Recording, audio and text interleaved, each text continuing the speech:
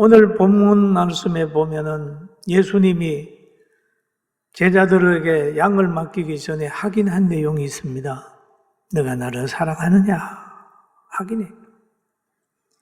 근데 저는 이 설교를 준비하기 전에 그 앞부분을 읽으면서 제가 많은 걸 깨달아 봤습니다.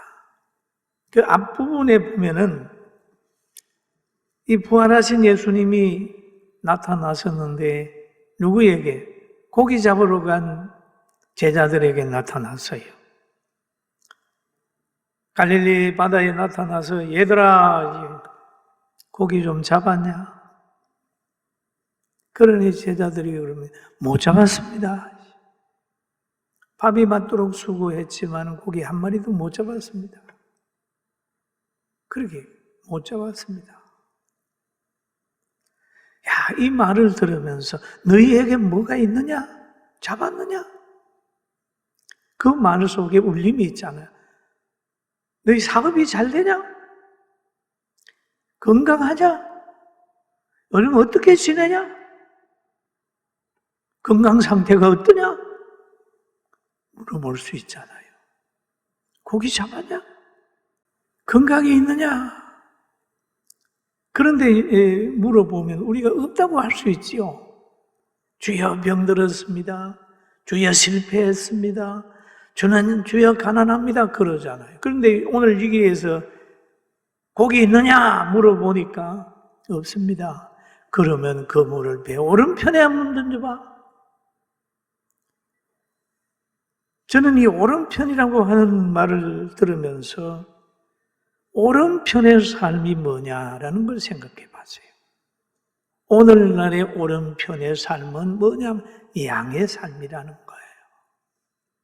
오른편의 삶이라는 것은 사랑하는 삶이요, 믿음의 삶이요, 진리를 따르는 삶이요, 정의를 따르는 삶이요, 예배하는 삶이요, 복음 전하는 삶이에요. 오른편. 믿습니까? 오른편에, 양은 왼편에, 염소는 왼편에, 양은 오른편에서, 오른편에서. 그 후에 오른편의 삶을 열심히 신앙생활 해요.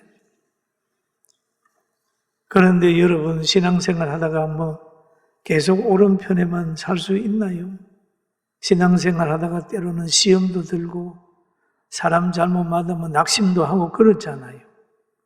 여러분 한번 은혜 받았다고 이것이 그냥 되는 게 아니라 때로는 하나님이 불렀다가 은혜 줬다가 다시 왼편의 삶, 염소 같은 삶으로 넘어가 버리면 또 그것을 생각하고 부름을 불러주는 모습을 깨닫게 됐습니다. 사랑하는 성도 여러분, 하나님이 여러분 보고 잘 살고 있느냐 물어볼 때 아니에요 라고 하거든. 여러분 예수 잘 믿고 믿음으로 한번 살아보세요. 할렐루야.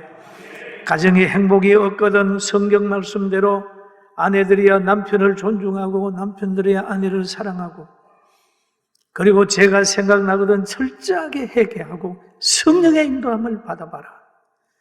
그리하면 기적을 체험하는데 어부에게 기적은 뭡니까? 고기 많이 잡는 거죠. 그게 축복이잖아요. 어부에게 그물을 던졌어요. 고기가 많이 잡혔죠. 그러면 여러분과 저의 오른편의 삶은 사업하는 사람은 사업이 잘 되는 것이고 병든 사람은 건강이 회복되는 것이고 하는 사람은 잘 되는 거 아니겠죠? 그렇잖아요. 고기가 많이 잡혔어요.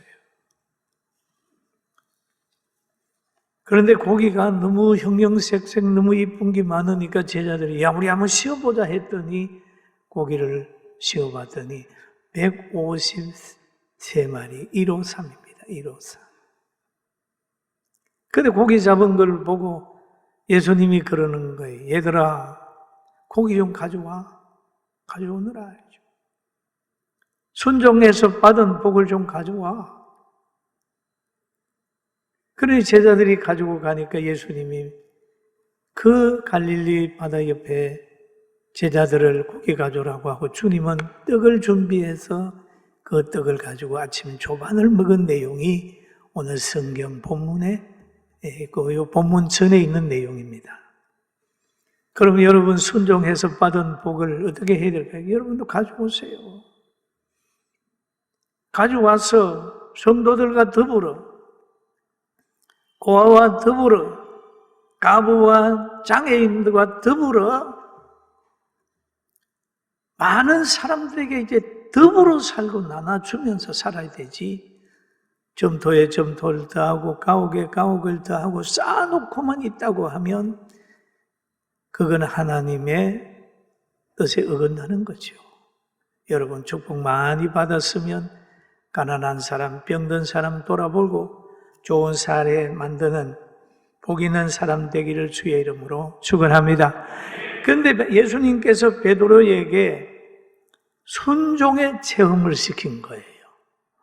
아, 예수님 말씀에 순종하면 복이 많이 잡히는구나. 그리고 그 전에 마태복음, 마가복음 1장 17절에 보니 이런 말씀이 있죠. 예수께서 이르시되 나를 따라오라. 내가 너희로 사람 낚는 어부가 되게 하리니, 사람 낚는 어부가 되게 하리니 라고 하는 얘기를 하고 있습니다. 그리고 또 부활하신 예수님께서 다 조반을 먹인 다음에 제자들이 이게 물어본 내용이 오늘 본문의 내용입니다. 사랑하느냐? 너희가 많은 사람들보다 나를 사랑하느냐?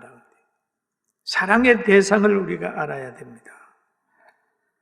여러분, 사상도, 명예도, 돈도, 직분도, 진리도 사랑하는 거죠. 돈을 사랑하면 일만하게 뿌리가 되니까 돈은 사람 다음에 사랑해야 순리입니다. 사람은 진리 다음에, 주님 다음에 사랑해야 그 다음에 신앙생활 제대로 할 수 있어요. 그럼 오늘날 교사들이 그럽니다. 아유, 목사님, 난 아이들을 사랑해가지고 교사하랍니다. 아이들 가르치려면 그러면 안 돼요. 예수님을 사랑하기 때문에 내가 아이들을 가르치겠습니다. 이 교회 학교 교사들이거든. 주님이 너가 나를 사랑하느냐? 내 양을 먹이라. 너가 나를 사랑하느냐? 내 양을 쳐라.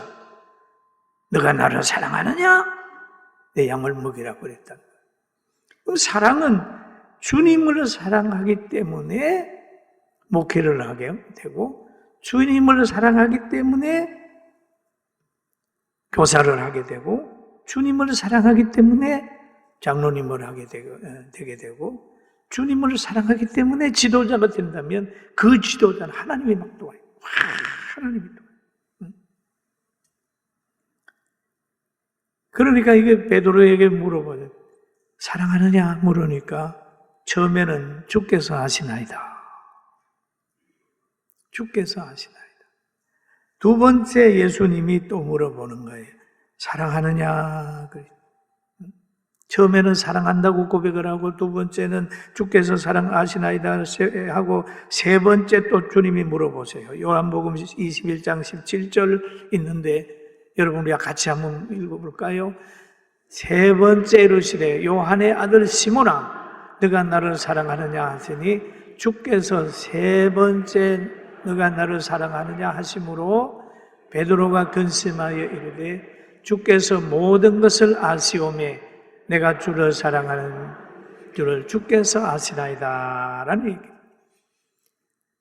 두 번째는 주께서 아시나이다 라고 얘기를 합니다. 왜 베드로가 이런 고백을 했을까요?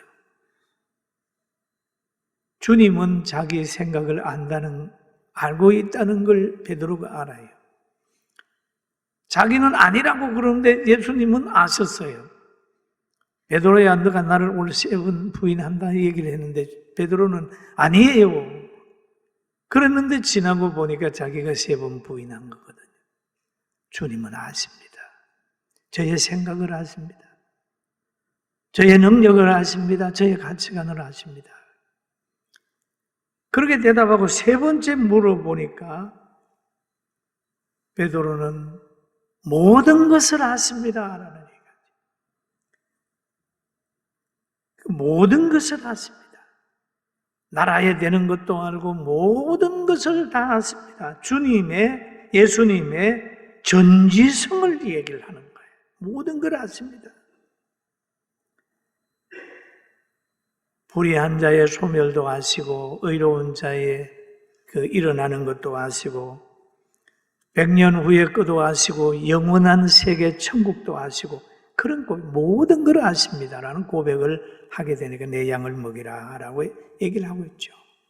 여러분, 주님은 여러분의 생각과 계획과 여러분의 미래, 우리의 미래를 아시는 걸 믿게 되길 주의 이름으로 축원합니다.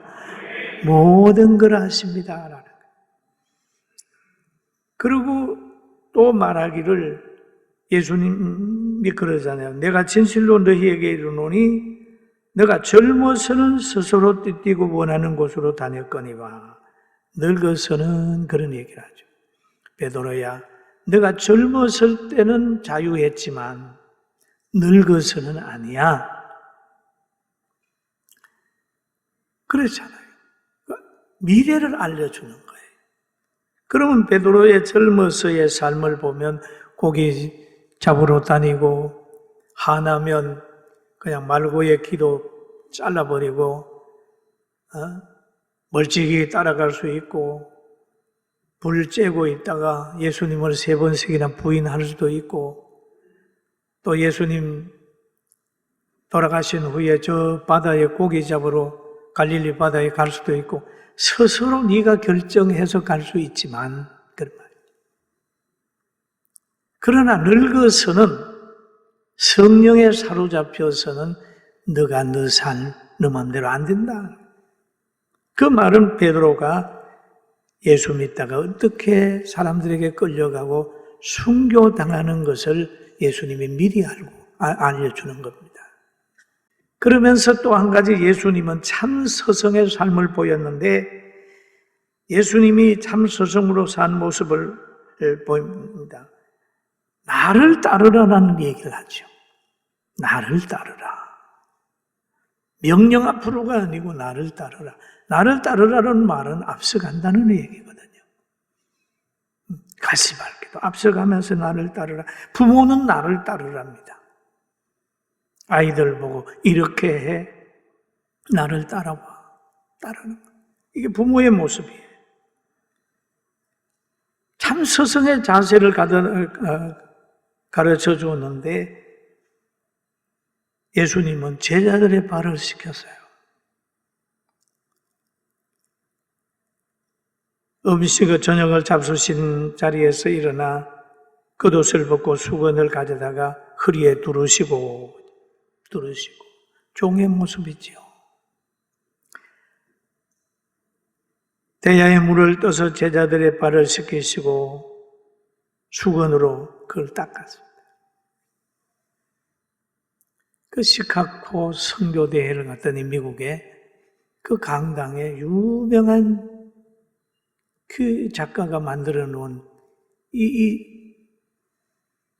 그런 게 있더라고요. 보니까 이 발을 씻길 때에 그게 베드로의 눈에서 눈물이 거석거석한 부분들을 표현을 해놨어요. 제자 앞에서는 자존심이 없는 거예요. 섬김의 본을 보이는 거예요. 섬김의 본을. 꼭 그 손자, 손녀 앞에 할아버지 모습. 이 할아버지들 보면 자존심이 없더라고요. 애기들 같아요. 제자들의 발을 씻기는 거예요. 이게 서성이에요. 내가 발을 씻기는 것처럼 너희도 가서 발을 씻겨. 또 예수님께서는 나를 따라오라고 얘기를 하고 예수님께서는 늘 기도했습니다. 산에서 기도의 본을 보여요. 섬김의 본을 보였어요. 효도의 본을 보였어요. 하나님 앞에는 얼마나 순종했냐 하면 죽기까지 순종했어요. 아버지, 이 잔을 내게서 면하게 해주세요. 그러나 아버지 뜻대로 해주세요. 자기를 부인하는 모습이고 그를 길러준 어머니 앞에 예수님의 모습은 십자가를 지고 있으면서도 임종 직전에 이렇게 내다보고 여자의 아들입니다. 그런 다음에 사랑하는 제자 사도 요한이 어머니를 모시게 했습니다. 어머니를 육신의 자녀에게 부탁한 게 아니고 영적인 신령한 가족된 사도 요한에게 부탁한 거예요. 여러분, 육신의 가정은 다 언젠가는 헤어집니다. 신앙이 없으면 헤어지는 거죠. 어디로 헤어집니까? 극과 극으로 헤어지잖아요. 그러나 신령한 가족은 천국까지 같이 가는 거예요. 그 사도 요한이 예수님의 어머니를 모셨습니다. 이게 신령한 가족의 모습이에요. 그 예수님의 모습을 보니까 참 스승이었습니다. 그런데 예수님께서 늘 좋은 열매를 많이 맺고 열매로 삶을 보여줬는데 야고보 선지자는 이렇게 얘기를 한 부분들이 있어요. 야고보서 3장 1절 2절에 이런 말씀을 합니다. 형제들아, 같이 읽어볼까요? 형제들아, 너희는 선생이 된 우리가 더 큰 심판을 받을 줄 알고 선생이 많이 되지 말라. 교육을 담당하는 사람이 나중에 더 큰 심판을 받는다. 왜냐하면 그 잘못하게 되면 많은 사람을 망하게 할 수 있다는 거죠. 그러니까 많이 선생이 되지 말라. 다 실수가 많으니 만일 말에 실수가 없는 사람은 곧 온전한 사람이라 너희 온 몸도 굴레 씌우리라. 왜 선생이 되지 말아야 될까요? 이게 무슨 말일까요? 우리는 흔히들 선생이 되면서 자기 철학을 자꾸 아이들에게 심으려고 그러는 거예요. 교회는 그런 거 아니에요. 목사가 돼도 자기의 철학을 심으면 안 돼요. 목사도 종놈이에요. 예수님을 닮게 해야 돼요. 예수님. 스승은 예수밖에 없어요. 그래, 예수님을 닮게 해야 그 성령의 역사가 있어가지고 인간이 엄청 아름다워요. 그래서 교회를 세우기 위해서 하나님께서 뭘 하냐 하면 에베소서 4장 11절에 보니까 그가 어떤 사람은 사도로, 어떤 사람은 선지자로, 어떤 사람은 복음 전하는 자로, 어떤 사람은 목사와 교사로 삼으셨으니, 그래서 세웠습니다. 여러분, 목사와 교사와 우리들은 우리의 가치관이나 세속적인 것을 심는 게 아니라 그리스도의 사랑을 심고 용서를 심고 하나님의 살아계심을 심고 인간의 생명이 천하보다 귀한 것을 심는 복 있는 교사가 다 되기를 주의 이름으로 축원합니다. 축원합니다. 축원합니다. 아주 아름다운 것이에요. 저는 얼마 전에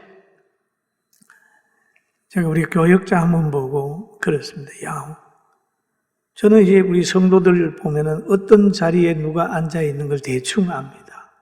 왜냐하면 관심이 성도들밖에 없으니까요. 모여가지고 그분 요즘 어떻게 지내냐? 오랫동안 안 보인다 그랬더니 그 사람요 얼마 전에 누구한테 들으니까요 교회 목사님 설교가 은혜가 안 된다고 그러던데 그래서 안 보이는 것 같아요. 그래 왜 은혜가 안 되지?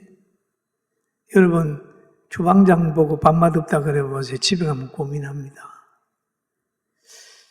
가만히 생각해 보니까 저하고 40년 이상 신앙생활 잘하고 은혜 받고 1대 3대가 예수 믿고 축복받는 사람이 너무 많은데 어떻게 은혜가 안 될까? 내 설교에 뭐가 문제가 있나?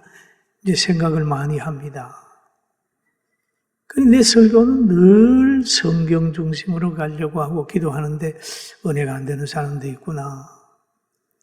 그런 걸 마음에 가지고 있었는데 어제 지난 월요일 날 목사님들 몇 분이 월요일 날 운동을 하자 그래서 제가 아침에 5시 반에 일어나가지고 어디 가서 운동하는 데가 운동을 해요. 그리고 점심에 오리백숙을 시키는데 대단히 맛있게 생기는 거예요.